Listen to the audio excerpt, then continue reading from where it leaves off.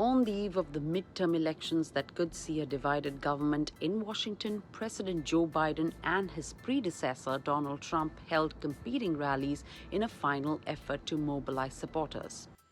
Biden on Monday evening traveled to a reliably Democratic state, Maryland, where the Democratic gubernatorial nominee Wes Moore is widely expected to win back the Republican-held governorship. Now, President and the First Lady, Dr. Jill Biden, opted to campaign in safe Democratic territory before what's expected to be a difficult night for his party. Building a Better America was the stage set for the big rally at the Bowie State University in Maryland for the Bidens. So, are you ready to vote? Are you ready to win? This is it. We have a little more than 24 hours to get it done. And it's going to be close. What we do right now will make the difference. The president largely stayed on to the script as part of his final plea to voters and once again echoed the sentiment that he delivered in many speeches in the lead up to the election, telling attendees that Republicans will target abortion rights, Social Security, Medicare prescription drug prices, and more should they win Congress next year. Biden also stressed how American democracy is at stake. Now let's be clear. This election is not a referendum. It's a choice. It's a choice between two very different visions of America. And it's going to be close. Starting this weekend, Biden hit the road for candidates in California, Illinois, and New York, a trio of deep blue states where some races, particularly the New York governor's race, narrowed down significantly in recent weeks. President Joe Biden, throughout the campaign trail, has mostly stayed away from the toughest race. Election forecasters predict on Monday that Republicans are likely to pick up roughly 25 seats in the 435-seat House, more than enough to win a majority.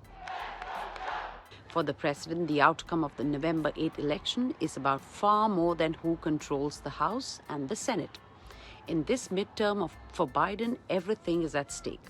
If Democrats lose control of the House, Biden will be hamstrung for the final 2 years of his first term, at least when it comes to domestic policy. Campaign season.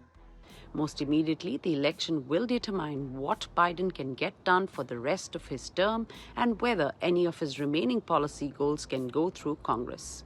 In the last 2 years, Biden has found it hard enough to advance a legislative agenda even with unified Democratic control of Congress.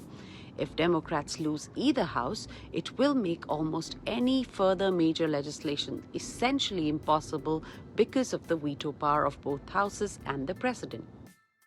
Then there's the impact on the president's broader political standing to consider. A Republican victory would mean weakening President Biden's case for re-election, which means if his party suffers heavy defeats, the whisperings about whether the president should step aside after a single term will grow much louder. Current polling suggests Republicans are more likely to take over the House than the Senate, but both outcomes remain possible. And this scenario would have an impact on not just the president's political front, but also on his personal front, where he could face a blitz of investigations that Republicans have promised to pursue into the business dealings of his son, Hunter Biden. Biden has said he can beat former President Donald Trump again if need be. He also suggested that he may be the only Democrat that can.